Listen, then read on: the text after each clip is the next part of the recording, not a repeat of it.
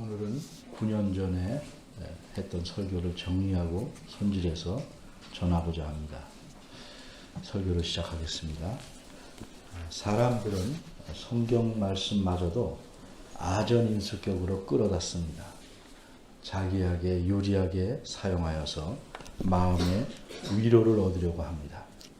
그런데 그렇게 억지로 하면 하나님께서 자신의 말씀을 통해 주시는 그 의도하신 위로를 얻지 못합니다. 성경 말씀 자체를 자신에게 유리하게 왜곡해서 사용한 경우의 예를 들어보겠습니다. 이 성경 말씀은 구약 성경 욥기 8장 7절에 나오는 말씀입니다. 여러분이 많이 들어봤습니다. 내 시작은 미약하였으나 내 나중은 심히 창대하리라. 이 말씀은 주로 음식점이나 사무실에 가면 볼 수 있습니다.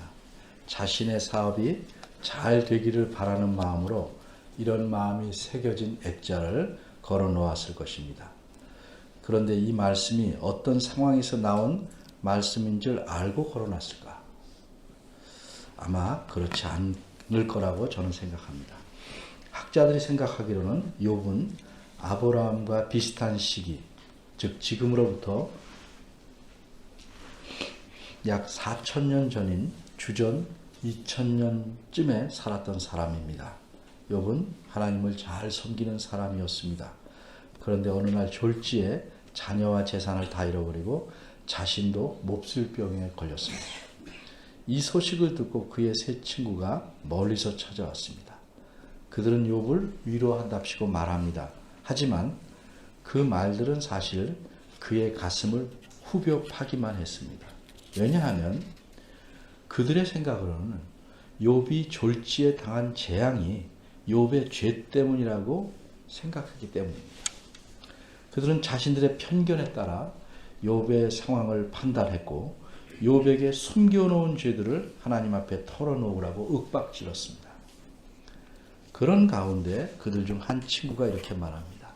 하나님이 어찌 심판을 굽게 하시겠으며 전능하신 이가 어찌 공의를 굽게 하시겠는가. 네 자녀들이 주께 득죄하였으므로 주께서 그들을 그 죄에 붙이셨나니 내가 만일 하나님을 부지런히 구하며 전능하신 이에게 빌고 또 청결하고 정직하면 정녕 너를 돌아보시고 내 의로운 집으로 형통하게 하실 것이라. 내 시작은 미약하였으나 내 나중은 심히 창대하리라.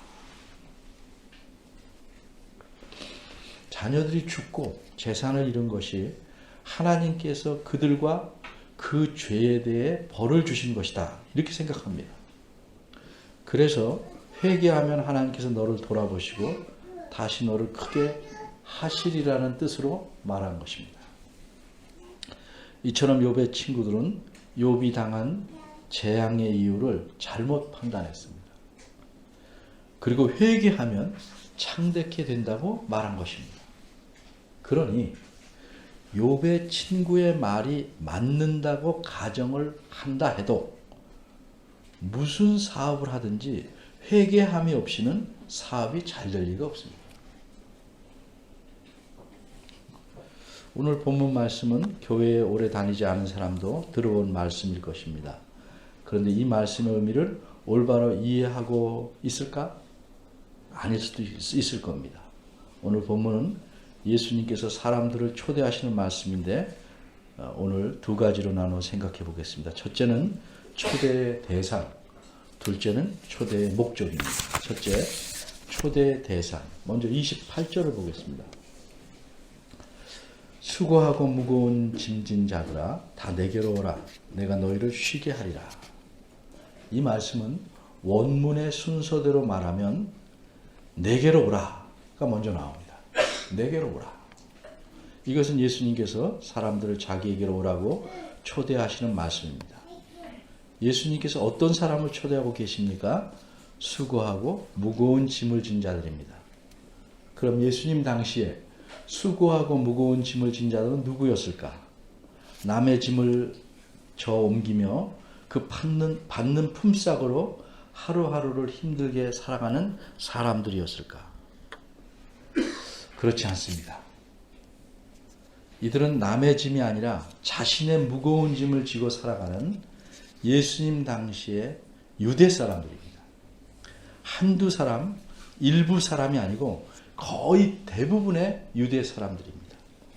그러니까 예수님께서는 그 유대 백성을 거의 모두에게 다 내게로 오라 이렇게 초대하고 계신 겁니다.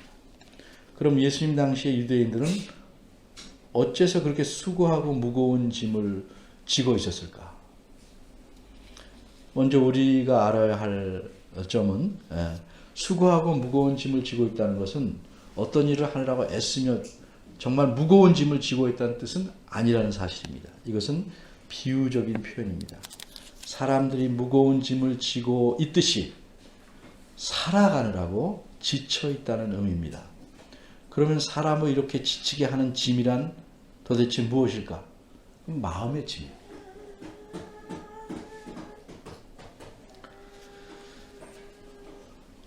찬아야, 이름 알죠? 이찬아, 조용히 해주세요. 그렇다면 예수님 당시에 유대 사람들 뿐만 아니라 이 세상에 사는 사람들이라면 옛날이든 현재든 미래든 누구나 나름대로 마음에 지고 있는 짐을 가리키는 걸까? 예를 들면 부모에 대한 염려, 자식에 대한 걱정, 직장이나 사업에 관한 고민, 신앙적 갈등 이런 등등의 마음의 짐을 가리키는 것일까? 물론 그런 것들도 마음의 짐이라고 할 수 있어서 그런 걸 오래 지고 살아가면 지쳐서 살아간다고 말할 수 있겠습니다. 그러나 28절에서 예수님께서 자기에게로 초대하던 사람들은 그런 짐이 아니고 특별한 짐을 지고 있었습니다. 그러나 그들은 스스로 그런 짐을 지고 살았던 것이 아니고 그들에게 그런 무거운 짐을 얹어놓은, 지운 사람들이 있었습니다. 도대체 그렇게 무거운 짐을 그들에게 지운 자들은 누구였을까? 그들은 그 당시 종교 지도자들이었습니다. 바리새인들과 서기관들이었습니다. 우리가 알다시피 유대인들은 하나님의 율법을 중요하게 여기는 사람들입니다. 그런데 율법 선생인 서기관들과 바리새인들은 율법을 이렇게 또는 저렇게 지켜라 하는데 성경 말씀이 정한 것보다 더 엄하게 조목조목 갈라서 지키라고 가르쳤습니다. 그럼 이런 가르침을 듣는 사람들은 그것을 지키려고 애를 씁니다. 예를 듭니다. 부모님께서 옷을 깨끗이 빨아놓으라고 말씀하고 나가셨습니다. 그런데 형이 동생에게 말합니다. 세탁기에 돌리면 안 된다. 반드시 손빨래 해야 된다. 게다가 세제는 반드시 저걸 써야 되고 30번 이상 문질러라. 그리고 10번 이상 헹궈라. 빨래한 옷을 넣을 때는 반드시 흰색 옷걸이에 걸어서 뒤집히지 않게. 최소한 6시간을 빨래대의 오른쪽 중간에 걸어야 한다. 이런 식으로 일을 시키면 그 일을 해야 하는 동생은 얼마나 힘들겠습니까? 이처럼 서기관과 바리새인들은 다른 사람들에게 율법을 지키는 방법들을 수없이 만들어서 그렇게 하도록 시켰습니다. 그럼 그렇게 시킨 이 사람들은 자기네들이 그렇게 시킨 대로 했을까? 전혀 솔선수범하지 않았습니다. 그래서 예수님께서는 마태복음 23장 2, 3, 4절에서 이렇게 지적하십니다. 서기관들과 바리새인들이 모세의 자리에 앉았으니 그러므로 무엇이든지 저희의 말하는 바는 행하고 지키되 저희의 하는 행위는 본받지 말라. 저희는 말하고 행치 아니하며 무거운 짐을 묶어서 사람의 어깨에 지우되 자기는 이것을 한 손가락으로도 움직이려 하지 아니한다.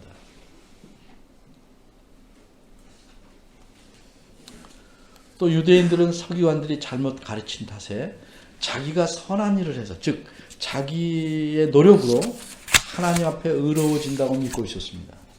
그래서 의로워지려면 하나님 말씀에서 가르치는 바를 모두 빼놓지 않고 행해야 했는데 서기관들이 그렇게 가르치니까 그 가르친 모든 인위적인 성경에서 요구하지 않는 인위적인 세부 사항들을 다 지키려고 애를 썼습니다.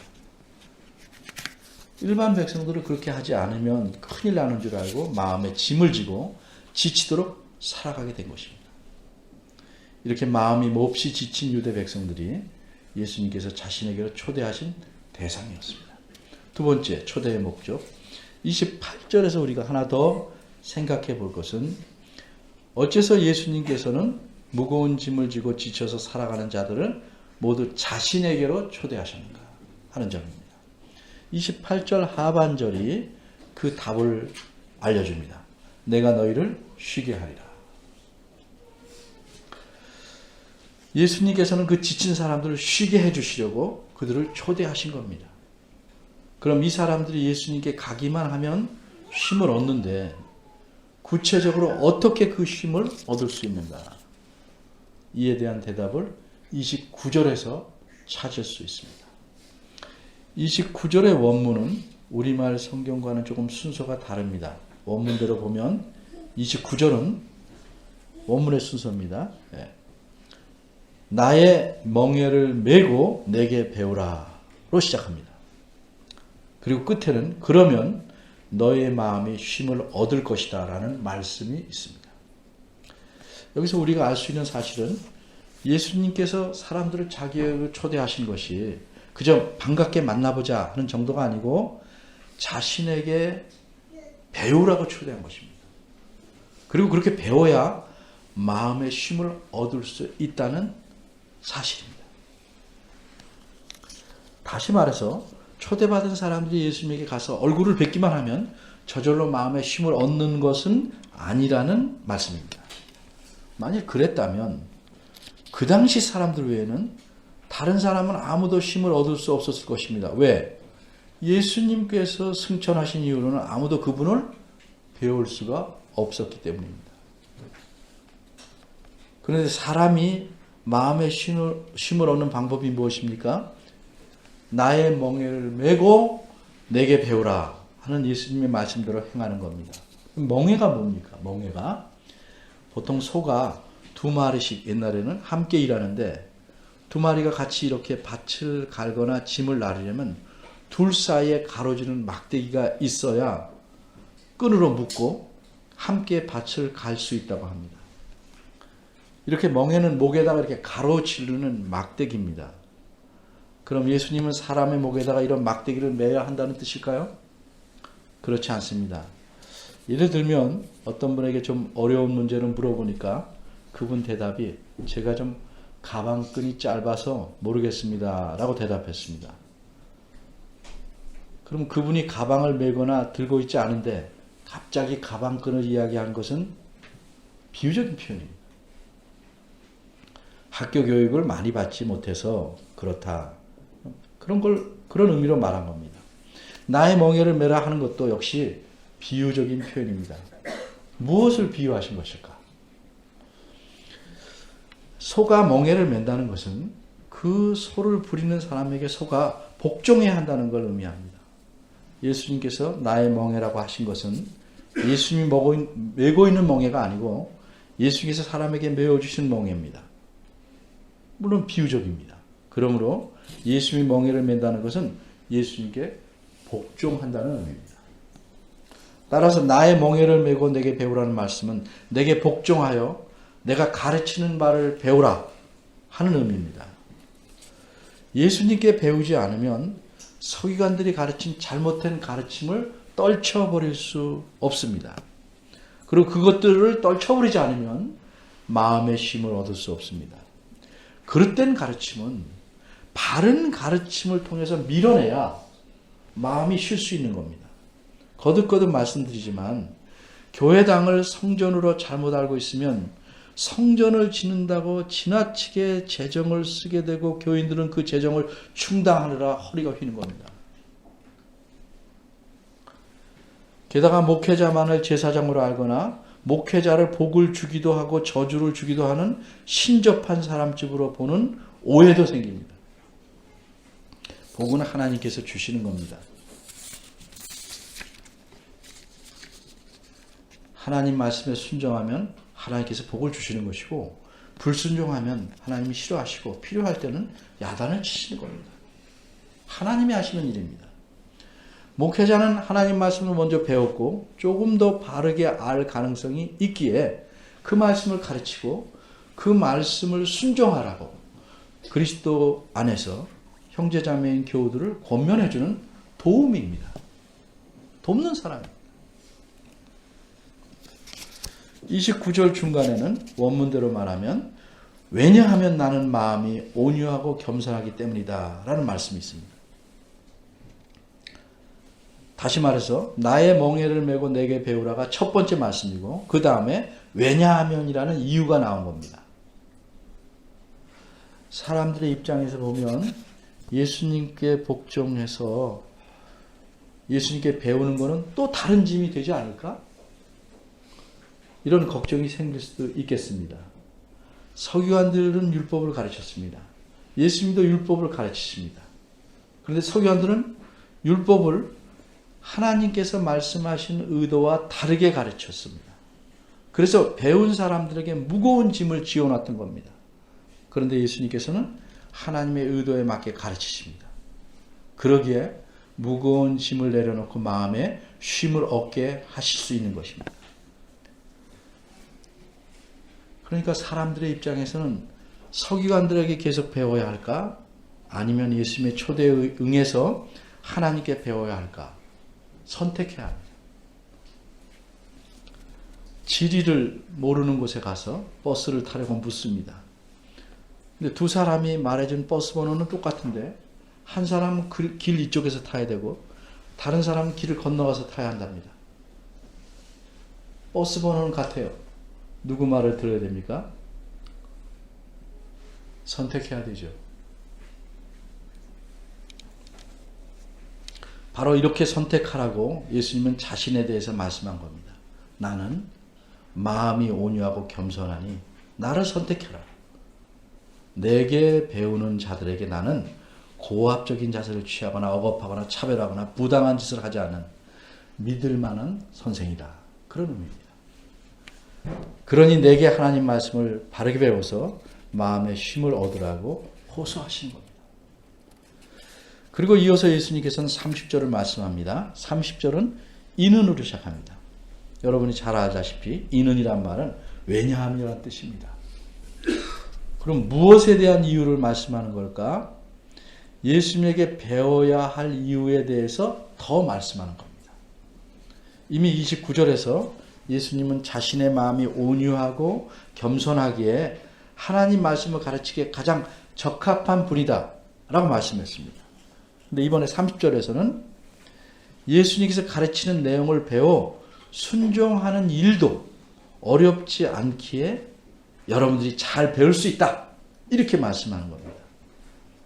가장 적합한 선생님께서 어렵지 않은 내용을 바르게 가르치니 와서 배워서 마음의 쉼을 얻으라고 말씀하신 겁니다.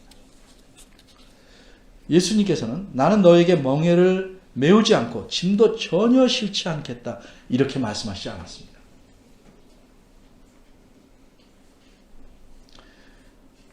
교회는 부담 없이 다니는 것이다? 아닙니다.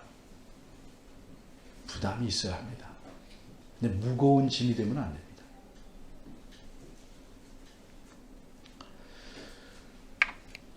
예수님의 말씀은 전혀 배우지 않고 놀고 먹으면 사는 마음의 쉼을 얻을 수 있다는 의미입니다. 또 이 말씀은 그저 배우기만 하고 배운 바대로 순종하지 않는다면 마음의 쉼을 얻을 수 없다는 의미이기도 합니다. 서기관들의 가르침과 예수님의 가르침을 예를 하나 들어봅니다.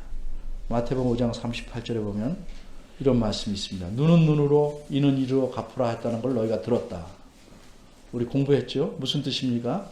너희가 옛날에 납비들을 통해서 쭉 내려오는 전통대로 서기관들과 바리새인들에게 그렇게 배워왔다는 의미입니다. 물론 이 말씀은 하나님께서 모세에게 하신 율법에 나오는 말씀입니다. 그런데 서기관들은 이 말씀의 의도는 무시하고 이 말씀을 개인의 보복에까지 사용하라고 가르쳤습니다. 근데 하나님의 의도는 그게 아닙니다. 눈에는 눈, 이에는 이라고 말씀하신 것은 공적으로 재판해서 벌을 가할 때 공평하게 정당하게 하라는 의미에서 처벌의 공정성과 한계를 말씀한 겁니다. 그러기에 예수님께서는 그 말씀을 개인적으로 적용하는 일을 금하셨으며 그 대신 하나님 말씀의 의도에 맞게 가르치십니다. 그래서 이런 말씀을 덧붙입니다. 예를 들면 누구든지 내 오른편 뺨을 치거든 왼편도 돌려달라. 심지어 그렇게 가르치십니다. 이렇듯 하나님 말씀을 바로 알면 무거운 짐은 벗는데 새로운 부담이 생깁니다. 왼뺨도 돌려대는 부담. 나도 한번 속 시원하게 때리면 좋겠는데 그것을 참아야 하니까 힘들겠죠. 근데 이런 짐은 사실 쉽고 가벼운 겁니다. 그런데도 그걸 무겁고 부담스럽게 느끼는 것은 왜 그렇을까요? 내 욕망이나 유혹 때문에 그렇습니다. 그러기에 예수님에게 배운 제자인 요한은 이렇게 말합니다. 요한에서 5장 3절에서 말합니다. 하나님을 사랑하는 것은 이것이니 우리가 그의 계명들을 지키는 것이라. 그의 계명들은 무거운 것이 아니로다. 이처럼 예수님께서는 그 당시 그릇된 가르침에 복종하느라고 무거운 짐을 지고 지쳐버린 사람들을 자기에게로 초대하셨습니다. 예수님이 자신의 가르침을 배워 순종하면 마음의 쉼을 얻는다고 말씀하셨습니다. 그리고 하나님 말씀을 그 원래 의도대로 바르게 가르치셨습니다. 그래서 그 말씀을 배우고 순종하는 사람들은 쉼을 얻었습니다. 그런데 거기서 끝이 아닙니다. 이제 예수님은 모든 사람들이 마찬가지로 마음의 쉼을 얻으라고 하나님 말씀을 이렇게 성경에 기록하게 하셨습니다. 그래서 우리도 이 말씀을 배우고 이 말씀에 순종하면 쉼을 얻을 수 있습니다. 하나님 말씀은 지식만 새롭게 하는 것이 아니라 마음의 쉼을 줍니다. 이 쉼은 무엇입니까?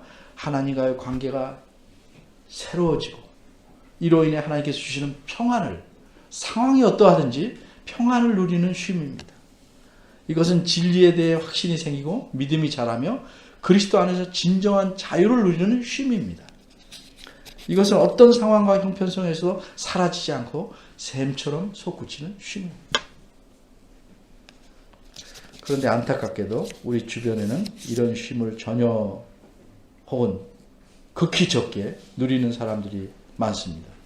그 이유는 무엇일까? 첫째는 무거운 짐을 지고 지쳐보지 않았기 때문입니다.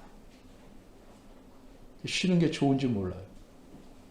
늘 놀고 먹으니까. 자신의 노력으로나마 하나님 말씀대로 살아보려는 마음이 없기에 아무런 갈등이나 피곤함도 없습니다. 다행히 의식주가 해결될 만큼 충분한 돈이 있어서 그냥 배부르고 재미있게 살아가면 됩니다. 진지하고 심각한 고민하기를 아예 싫어합니다. 이런 사람들은 돈이 주는 쉼을 원하지 예수님께서 주시는 쉼을 원하지 않습니다. 이처럼 쉼의 필요를 느끼지 못하기 때문에 예수님께 가지 않습니다. 둘째로 왜 쉼을 누리지 못하는가? 하나님의 은혜로 다행히 교회는 나오게 되었지만 하나님 말씀을 배우려 하지 않기 때문입니다. 새로운 것을 더 알기를 싫어합니다. 그저 전에 주워들은 대로 믿으려고 합니다. 돈도 되지 않고 알면 골치만 아픈데 왜 하나님 말씀을 힘써 배워야 하냐고 마음속으로 반문합니다. 왜 책까지 읽어야 되냐? 반문하는 사람도 있습니다. 성경만 알면 되지. 그러기에 교회가 어때야 하는지, 신자의 삶이 어때야 하는지 관심이 없고 내가 왜 학교를 다녀야 하는지, 교회를 다녀야 하는지, 내 사업이 잘 돼야 하는지에 대한 고민과 성찰도 없습니다. 교회는 그냥 아무데나 다녀도 그저 마음의 위안을 좀 얻고 내가 원하는 것들이 잘 이루어졌으면 좋고 아니면 말고 하는 식입니다. 이런 분들도 마음의 쉼을 얻을 수 없습니다. 왜? 배우지 않기 때문입니다. 그런데 우리가 배우는 목적이 무엇입니까? 나의 멍에를 메고 배우라 하셨습니다. 우리는 주님께 순종하기 위해서 배우는 겁니다.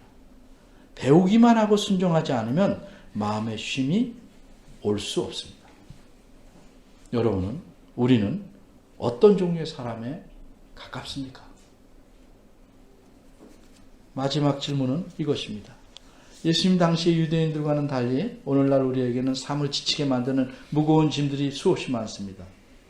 그러면 이런 짐들도 예수님께로 가서 하나님 말씀을 배우고 순종하면 그 짐이 가벼워지고 마음의 쉼을 얻을 수 있을까? 물론입니다. 왜냐하면 예수님이 우리의 육체는 제어하고 영혼만 구원하러 오신 거 아닙니다. 온전한 사람, 육체와 영혼으로 하나를 이룬 사람인 우리를 구원하러 오셨고 구원하신 겁니다. 예수님은 우리가 살아가는 이 세상의 형편과 우리의 현재와 과거와 미래와 상황을 잘 알고 계십니다.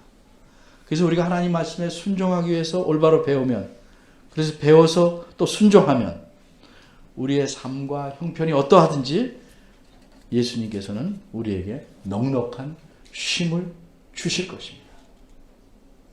믿느냐? 안 믿느냐? 여러분이 잘 생각해 보시기 바랍니다. 기도하겠습니다.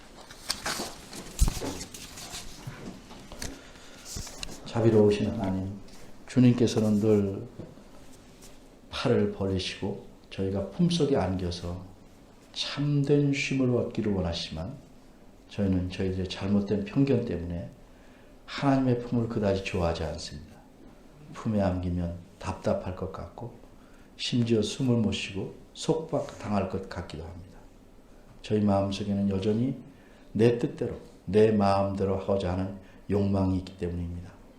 진정한 자유가 무엇인지 모르기에 세상이 주는 자유, 세상을 통해 누리는 자유를 찾으려고 동분서주합니다. 저희들을 깨우쳐 주시고 주님을 통해서 주님 안에서 진정한 자유와 쉼을 얻을 수 있음을 알게 하시고 그렇게 행하도록 도와주옵소서. 예수님의 이름으로 기도합니다.